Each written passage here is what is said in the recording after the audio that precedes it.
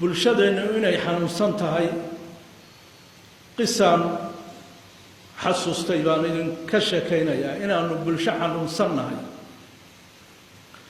nin xeer ilaaliyaabaa ii warramayay, habeen gurigiisa igu casumay.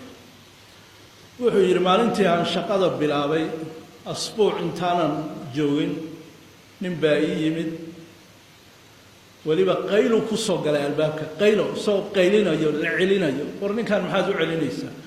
waa soo baxay. yaa weeye? waa ninkan. maxaad u celinaysaa? aduu ku rabo. dee soo daaya, wakti ma dhigan, hadda ii soo daaye. waa la soo daayay.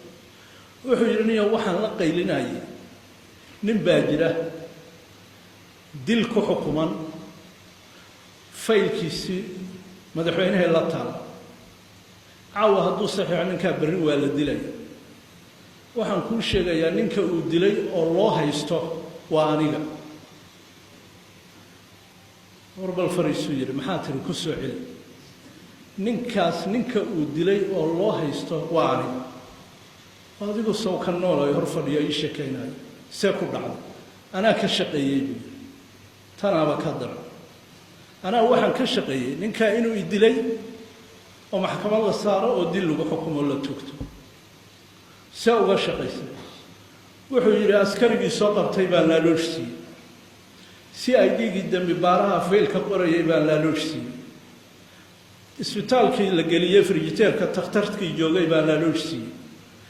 maxkamaddii la saaray, macnaha isbitaalkii isagaa la geeyey ninkaan nool. kan wax dilay maxkamaddii la saaray baan laaloosh siiyey. waxaan laaloosh siiyey looyarkii difaacayay. racfaan buu qaatay. waxaan laaloosh siiyey xeer ilaaliyihii ku doodayay ninkaa in la dilo. ilaa hadda waxaan laaloosh siiyaa xabsiga uu ku jiro askarta ilaalisa. taariikhda caynkaasi adduunka meelay ka dhacday ma jiro. inay dhici doonto xataa u malayn maayo. wuxuu yidhi maxaad xaasidnimada intaa le-eg maxaad u samaysay arrinkaa buu yidhi. horta waxaan u sameeyey buu yidhi waxaan jeclaystay isagoo la wado oo garbaduub loo wado oo tiirka lagu xiraayo inay indhaha iyagu isqabtaan. uu arko inaan tiir ku xiray oo aan toogtay. wuxuu yidhi ma weydeen nin mooryaanoo $5 aad siisidoo madaxa ka togte maad lacag yar bixisid. 35 kun baa iga gashay. marka waxaan ka jeclaystay inaan lacag bixiyo luuq lagu dilo. waxaan ka jeclaystay in tiirka la suro isagoo ii jeeda aan arko in tiirka la suro. okay, hadda marka maxaa ku galay? hadda ilaah baan u toobad keenayo. waxaan aan galay inay dembi adag tahay baan dareemay.